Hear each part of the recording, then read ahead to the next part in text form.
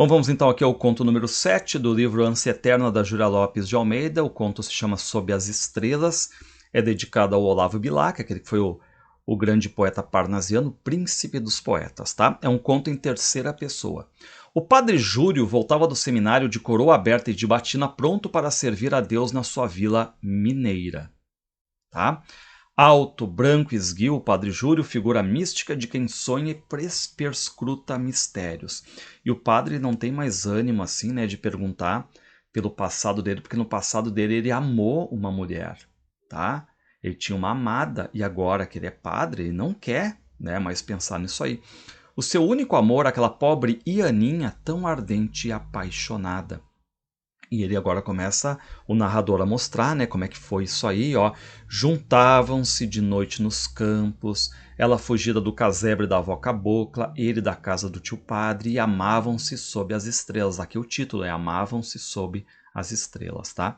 E a Ceianinha, ela contava histórias do sertão, histórias de feiticeiras, de lobisomens. O Júlio sentia um certo medo, né? Tinham começado a mocidade juntos, ela era mais nova, mas muito mais precoce do que ele, né? Uma pessoa mais esperta do que ele. Ele adorava ela de joelhos, já um pouco voltado para o culto divino. Então ele está começando uma espécie de paquera, de amor ali com ela, né? Só que ele está prometido para ser padre, tá? E por que termina o romance então entre eles, né? De repente interrompeu-se o idílio, o amor.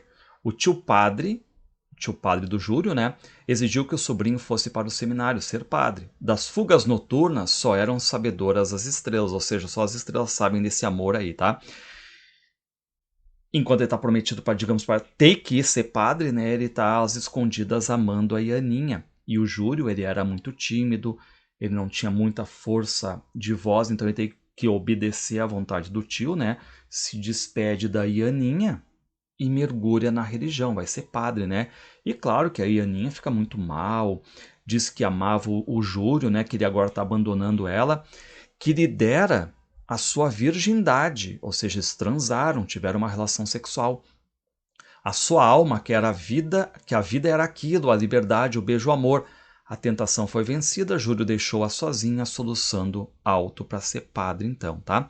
Só que agora, reparem, né, o começo da cena, a gente está vendo o Júlio vindo do seminário, né, e ele está pensando no passado dele, na Ianinha, tá? Pensava que antes a Ianinha tivesse morrido, era essa a sua esperança, queria ser puro, queria ser santo. Porque qual é o detalhe, né? Vai que ele vai dar uma missa, entra ali a Ianinha e bate o passado dele, a questão da carne, a questão toda, né? Enfim, do sexo, porque na mente dele ele quer apagar isso, ele quer ser puro, ele quer ser santo, né? E, e mudou muito, né? Voltara-se para o céu com fé arrojada, detestava o mundo e a carne, então ele quer esquecer a carne, quer esquecer a questão do sexo aqui, né? Só que acontece na mente dele, tá? Às vezes aparece a Ianinha. Mas de que jeito, né? Como se fosse uma tentação diabólica ali na cabeça dele. Excomungava ela, amaldiçoava a Ianinha, enchia-se de cilícios e caía chorando contrito e esmagado pelo remorso de ter amado ela, de ter transado com ela, né? Antes a Ianinha tivesse morrido.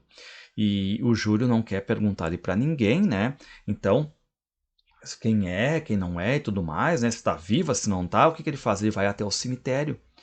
E aí ele chega, e é legal essa cena porque ele tá ali vendo, né, de quem são as sepulturas, os nomes, tipo aquela cidadezinha do interior e tal, né? Ajoelhou-se em frente de cada sepultura. De quem era esta? Então aquela questão toda de ver as pessoas velhas que morreram ali, né? E detalhe, o coveiro sabia o nome de todos os enterrados. Morria-se tão pouco ali, né?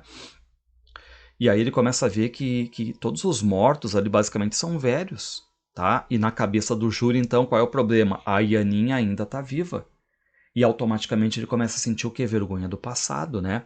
Não perguntaria por ela. Mas aí a gente vai ter agora repare, uma revelação ali do coveiro, né? O coveiro, apesar de dizer que a maioria são velhos, ele vai mostrar uma sepultura de uma criança e que, segundo o coveiro, né, não deveria ter sido enterrado como algo religioso, sagrado ali, né? Por que não? Reparem, de quem é a criança, o filho? É do filho, essa sepultura é do filho de uma cabocla, tal Ianinha. A peste não o batizou. De mais a mais, ninguém sabe quem era o pai. O povo afirma que o pai era o diabo. Bom, o Júlio começa a se tremer todo. E por quê? Vocês já entenderam, né? Porque o filho é dele. Ele transou com ela. Lembra que ela disse para ele, né, que acabou dando a virgindade para ele ali, né? Enfim, se entregando a ele. Só que não deu tempo de avisar nada logo depois que ele foi para o seminário. E aí ela engravidou. Por isso que a Ianinha não batizou, porque ninguém sabe ali quem é que é o pai, tá? E aí aquela região ali, o pessoal dizendo, né, que o pai era o diabo e tudo mais. E o Júlio agora, que não queria ter nenhum laço de passado, agora vê que inclusive ele já é até pai de uma criança morta, né? Júlio teve ímpetos de escavar a terra, arrancar de lá o corpo daquele desconhecido, filho do seu amor e da sua carne. Bom, o Júlio vai para casa e não consegue nem dormir. Se erguia o olhar, via sorrir-lhe o doce Jesus de regaço materno na parede em frente. E ele tivera um filho, e não vira nunca o filho, e não amara o filho, e não repousara sobre o seu coração frágil morada do pecado e da vergonha. Na solidão do seu quarto, rezava pelo filho aquela alma pagã que não foi batizada. Tá? O paganismo é essa questão, né? Anterior ao cristianismo, seja o não batizado ali, né? Sabia o bem, a Ianinha não tivera outro amante. Ela nunca teve outra pessoa. Era ele o seu dono, o Senhor absoluto e muito amado, ou seja, né? O filho era dele, é uma obviedade, né? E aí ele pensa no filho, em como seriam, né, as feições do filho. Súbito um toque de sino vibrou rebelde e agudo na noite silenciosa. O padre ergueu-se lívido. Que seria aquilo? Eram 2 horas.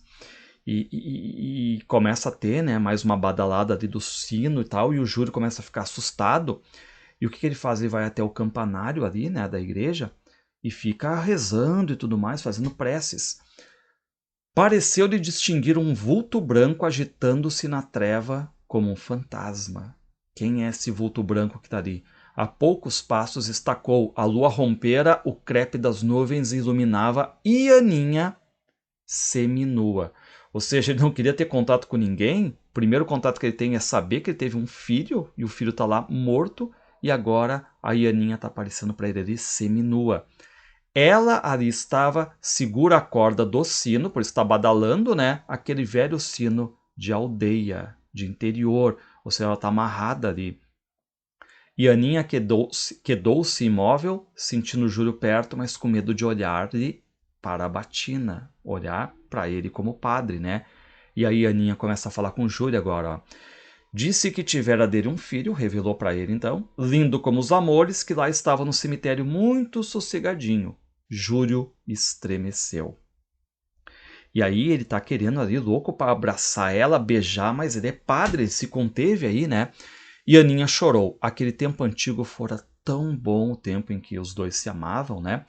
E aí a natureza tá parecendo agora chamar os dois ali pro amor antigo, à espera de que eles fossem também, como noutros tempos, amar-se sob as estrelas. Pecar não era pecado. Que seria o mundo sem a perpetuação do amor? Então ela não está vendo pecado nenhum ali, né?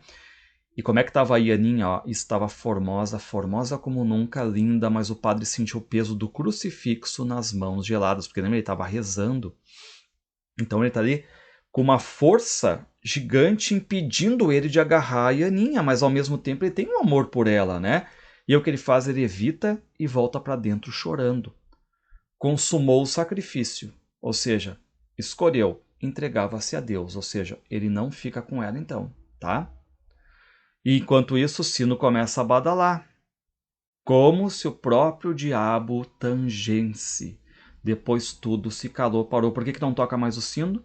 Vamos pensar, por que não toca mais o sino? E o que acontece então? Só no meio da noite o cadáver da Ianinha, enforcado na corda do sino, olhava de face para o vale enormíssimo, todo cheio de aromas e de treva. E assim termina o conto, né? Um conto bem terrível, um conto de morte, um amor e tragédia aqui, tá?